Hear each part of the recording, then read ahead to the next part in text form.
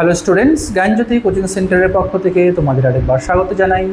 আমি রাজীব স্যার এবং আজকে আমরা আলোচনা করব বিকেইউ ইউনিভার্সিটি আন্ডারে তোমরা যারা পলিটিক্যাল সায়েন্স নিয়ে ফার্স্ট সেমিস্টারের জন্য পড়াশোনা করছো তাদের পলিটিক্যাল সায়েন্সের এমডি যে সেকশনটি রয়েছে সেখান থেকে আমরা যে টপিকটা আজকে তোমাদের জন্য নিয়ে এসেছি সেটা হলো ভারতীয় সংসদের যে আইন পাশের যে বিভিন্ন পদ্ধতিগুলো রয়েছে। তো এই আইন পাশের বিভিন্ন পদ্ধতি নিয়ে আজকে আমরা আলোচনা করব, যেটা থাকবে তোমাদের বিকেইউ ইউনিভার্সিটির ফার্স্ট সেমিস্টারের জন্য খুবই একটি গুরুত্বপূর্ণ বিষয়। তো ভিডিওটি শুরু করার আগে তোমরা যারা আমাদের চ্যানেলে প্রথম এসেছো বা এখন আমাদের চ্যানেলটিকে সাবস্ক্রাইব করোনি তারা অবশ্যই চ্যানেলটিকে সাবস্ক্রাইব করো এবং পাশে থাকা যে বেল আইকনটি রয়েছে সেটিকে ক্লিক করে দিও, যাতে আমাদের পরবর্তী ভিডিওর নোটিফিকেশান তোমরা খুব সহজেই পেয়ে যেতে পারো। এছাড়া তোমরা যারা অনলাইনে আমাদের সাথে যুক্ত হতে চাও এবং আমাদের থেকে কোর্স পারচেস করতে চাও তারা অবশ্যই স্ক্রিনে যে দুটো ফোন নাম্বার দেখতে পাচ্ছ এই দুটো ফোন নাম্বারে আমাদের সাথে সরাসরি যোগাযোগ করে নিতে পারবে।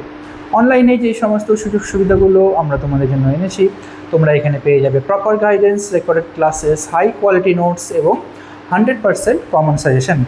মেজর স্টুডেন্টদের জন্য পুরো সেমিস্টারের কোর্স ফি রাখা হয়েছে অল সাবজেক্টের জন্য শুধুমাত্র 1299 এবং মাইনর স্টুডেন্টদের জন্য রাখা হয়েছে শুধুমাত্র 699। এছাড়া গুগল প্লে স্টোরে আমাদের একটা অ্যাপ্লিকেশন রয়েছে, যেই অ্যাপ্লিকেশনটার নাম হলো পিস্টিক অল এডুকেশন।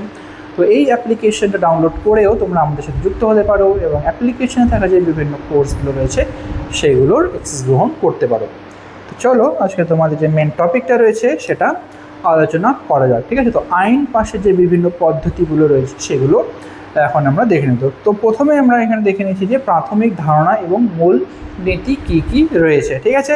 তো সাংবিধানিক ভিত্তি হিসেবে ভারতীয় সংবিধানের 107 থেকে 122 নম্বর ধারায় আইন প্রণয়ন পদ্ধতি বিস্তারিতভাবে আলোচনা করা হয়েছে, ঠিক আছে? তো 107 থেকে 122 নম্বর যে ধারা রয়েছে ভারতীয় সংবিধানে, তো এই ধারার মধ্যে আইন পাশের যে বিভিন্ন পদ্ধতিগুলো রয়েছে এখানে বিস্তারিতভাবে আলোচনা করা হয়েছে। বিলের প্রকৃতি কী রয়েছে দেখো, আইনসভার প্রধান কাজ আইন প্রণয়ন করা, ঠিক আছে? যে আইনসভা রয়েছে ভারতীয় সংবিধানের যে আইনসভা, তার প্রধান কাজ হলো আইনটিকে প্রণয়ন করা। বিল রূপ নেওয়ার আগে যে কোনো আইন প্রস্তাবকে বিল বলা হয়, ঠিক আছে? যে কোনো প্রস্তাবকে বিল বলা হয়, সেটা হচ্ছে বিল রূপ নেওয়ার আগে যে কোনো আইন প্রস্তাবকে বিল বলা হয়। এখানে বলা হয়েছে নেক্সট হলো অর্থ বিল এবং সাধারণ বিল। তো বিল কী কী ধরনের থাকে এখানে, অর্থ বিল এবং সাধারণ বিল হিসেবে আমরা দেখে নেব কী কী রয়েছে। তো অর্থ বিল এবং রাজস্ব বিল কেবল লোকসভায় উত্থাপন করা হয়, ঠিক আছে? অর্থ বিল বা রাজস্ব বিল যেটা রয়েছে এবং রাজস্ব বিল, এই যে বিলটা এটা শুধুমাত্র হলো লোকসভাতেই কিন্তু উত্থাপন করা যায়, যেখানে সাধারণ বিল, অন্যান্য সাধারণ বিল পার্লামেন্টের যে কোনো কক্ষে উত্থাপন করা হয়, ঠিক আছে? রাজ্যসভা বলো বা লোকসভা, যে কোনো কক্ষে সাধারণ বিলকে উত্থাপন করা হয়, কিন্তু যে অর্থ বিল রয়েছে এই অর্থ বিল শুধুমাত্র লোকসভাতেই কিন্তু উত্থাপন করা হয়, রাজ্যসভায় অর্থ বিল উত্থাপন করা হয় না, ঠিক আছে?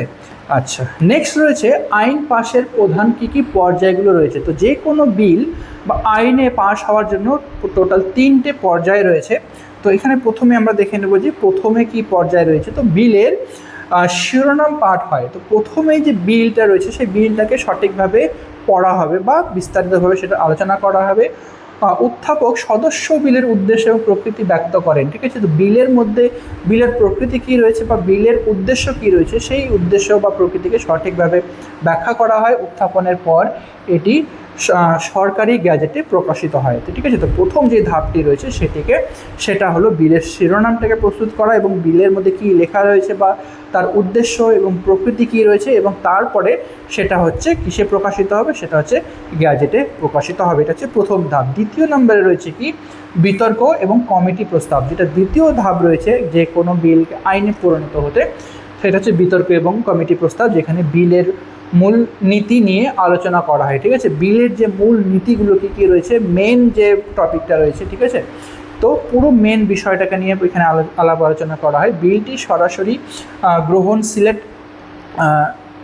গ্রহণ, তারপরে সিলেক্ট কমিটি, যৌথ কমিটি বা জনমত সংগ্রহের জন্য পাঠানোর সিদ্ধান্ত নেওয়া হয়, ঠিক আছে। সিলেক্ট কমিটি বা জনমত সংগঠনের জন্য সেটাকে পাঠানোর জন্য, ঠিক আছে, এইটা সিদ্ধান্ত নেওয়া হয়। তারপরে যেটা হচ্ছে সামগ্রিক বিবেচনা, কমিটির সুনিশ্চিত মতামত পেশের পর সামগ্রিক বিচার বিবেচনা করা হয়, ঠিক আছে। কমিটি বিলটিকে পুরোপুরিভাবে সঠিকভাবে আলাপ আলোচনা করার পর বিভিন্ন ধরনের বিচার বিশ্লেষণ করার পর সামগ্রিক বিবেচনা করা হয়ে থাকে। এই পর্যায়ে সংশোধনের সুযোগ থাকে না, সরকারি বিলটি গ্রহণ বা বর্জন হয়, ঠিক আছে। এই যে বিবেচনা বা আলাপ আলোচনা যে প্রস্তাব রয়েছে, এখানে কিন্তু বিলের হচ্ছে সংশোধনের কোনো এখানে কিন্তু উপায় থাকে না, ঠিক আছে। নেক্সট হলো চতুর্থ এবং পঞ্চম পর্যায়ে। এখানে কি বলা হয়েছে দেখো, চতুর্থ পর্যায় হলো ধারাবাহিক বিস্তারিত আলোচনা।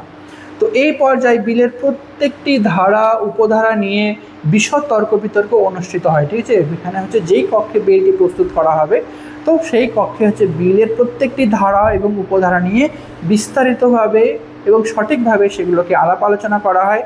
তারপরে সিলেক্ট কমিটি বা যৌথ কমিটি পেশ করা প্রস্তাবগুলি এবং সংশোধনী সিদ্ধান্ত এখানে গৃহীত করা হয়। সংশোধনী যদি কোনো ব্যাপার থেকে থাকে, কিছু যদি সংশোধন করার প্রস্তাব থেকে থাকে, তাহলে কিন্তু এখানেই বিলটির প্রস্তাব বা বিলটির সংশোধন করার যে সিদ্ধান্ত, এই চতুর্থ পর্যায়ে কিন্তু সেটা গ্রহণ করতে হবে। এবং পঞ্চম পর্যায়ে যেটা হচ্ছে পাস, বিলটিকে চূড়ান্ত পাস হওয়া বা সেটাকে প্রত্যাখ্যান করা। তো এই পর্যায়ে বিলটি গৃহীত হবে নাকি বাতিল হবে সেই বিষয়ে চূড়ান্ত সিদ্ধান্ত নেওয়া হয়ে থাকে, ঠিক আছে। তো বিলটি সম্পূর্ণভাবে পুরোপুরি বিস্তারিত আলাপ আলোচনা করার পরে বিলটিকে যদি চেঞ্জ করার দরকার পড়ে, তাহলে সেটি চতুর্থ পর্যায়ে চেঞ্জ করার প্রস্তাব গৃহীত হয়। তারপরে বিলটিকে এখানে পাস হবে না ফেল হবে সেটার চূড়ান্ত এখানে সিদ্ধান্ত নেওয়া হয় সেই বিলের জন্য। উপস্থিত সদস্যদের সংখ্যাগরিষ্ঠের সমর্থনের ভিত্তিতে বিলটি অনুমোদিত বা বর্জিত হয়। তো উপস্থিত যতগুলো সদস্য থাকবে সেই সদস্যের সমর্থনে, ঠিক আছে, সংখ্যাগরিষ্ঠতার মাধ্যমে এই সিদ্ধান্তটা নেওয়া হয় যে বিলটিকে পাস করা হবে না বিলটিকে প্রত্যাখ্যান বা বর্জন করা হবে। নেক্সট হলো ষষ্ঠ পর্যায় এবং যৌথ অধিবেশন।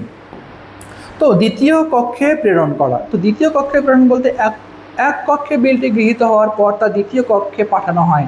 তো প্রথমে যেই কক্ষে পাঠানো হবে যে বিলটি, ঠিক আছে, লোকসভায় কক্ষে পাঠানোর পরে সেখানে যদি বিলটি পাস হয়ে যায়, তাহলে সেটা দ্বিতীয় কক্ষে বিলটিকে পাঠানো হয়। সেখানেও প্রথম থেকে পঞ্চম পর্যায়ে পুনরায় অতিক্রম করতে হয়, ঠিক আছে। এতক্ষণে পঞ্চম পর্যায় পর্যন্ত যত সমস্ত কিছু আমরা আলোচনা করলাম, তো দ্বিতীয় কক্ষে বিলটিকে পাঠানোর পরেও প্রত্যেকটি পর্যায়ে কিন্তু একে একে করে তাকে পার হতে হবে, ঠিক আছে।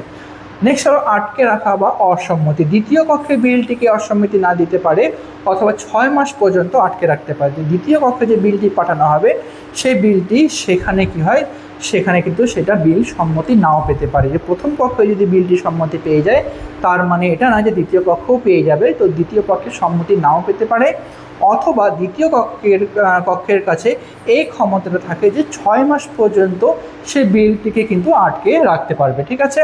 তো যৌথ অধিবেশন নেক্সট রয়েছে, যে উভয় কক্ষের মধ্যে বিরোধ সৃষ্টি হলে রাষ্ট্রপতি যৌথ অধিবেশন ডাকেন, ঠিক আছে। তো উচ্চ কক্ষ এবং নিম্ন কক্ষের মধ্যে যদি কোনো বিল নিয়ে যদি বিরোধ দেখা দেয়, মতবিরোধ দেখা দেয়, তাহলে সেই ক্ষেত্রে কী করে, সেক্ষেত্রে রাষ্ট্রপতি উভয় কক্ষের মধ্যে একটি যৌথ অধিবেশনের আহ্বান করেন।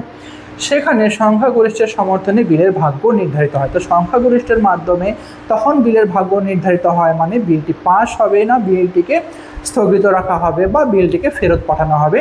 তো এখানে যৌথ অধিবেশনে গিয়ে সংখ্যাগরিষ্ঠের মাধ্যমে বিলটির নেক্সট পর্যায়ে পৌঁছায়, ঠিক আছে।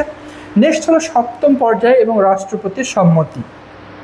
তো রাষ্ট্রপতির সম্মতির জন্য বিলটিকে পাঠানো হবে, ঠিক আছে। তো দ্বিতীয় কক্ষেও যদি সেই বিলটিকে যদি পাস করা হয়ে যায় বা সংখ্যাগরিষ্ঠতার মাধ্যমে যদি বিলটি পাস হয়ে যায়, তাহলে সেটা কি হবে, সেটা রাষ্ট্রপতির কাছে পাঠানো হবে। উভয় কক্ষে পাস হওয়ার পর বিলটি রাষ্ট্রপতির সম্মতির জন্য পাঠানো হয়।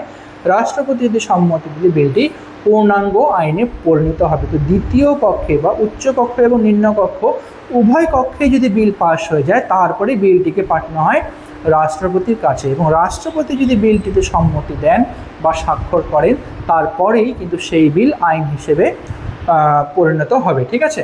নেক্সট কি রাষ্ট্রপতির বিকল্প পদক্ষেপ সমূহ। তো এই রাষ্ট্রপতির বিকল্প পদক্ষেপ বলতে যদি রাষ্ট্রপতি যদি সম্মতি না দেয় বিলে, তাহলে তার কী কী বিকল্প পথ তিনি অনুসরণ করতে পারেন। তো এখানে বলা হয়েছে কি রাষ্ট্রপতি বিলে সম্মতি দিতে পারেন, সম্মতি আটকে রাখতে পারেন, অথবা পুনর্বিবেচনার জন্য পার্লামেন্টে ফেরত পাঠাতে পারেন। তো প্রথমে যেই রাষ্ট্রপতির কাছে যেই তার ইচ্ছা থাকে সেটা হলো রাষ্ট্রপতি যদি মনে করে তিনি বিলে সম্মতি দিতে পারেন বা স্বাক্ষর করে সেইটিকে আইনে পরিণত করতে পারেন, তবে রাষ্ট্রপতি যদি সেই বিলে সম্মতি প্রদান না করেন তাহলে সেই বিলটিকে তিনি আটকেও রাখতে পারেন বা পুনর্বিবেচনার জন্য সেটা কিন্তু নিম্নকক্ষে ফেরত পাঠাতে পারেন।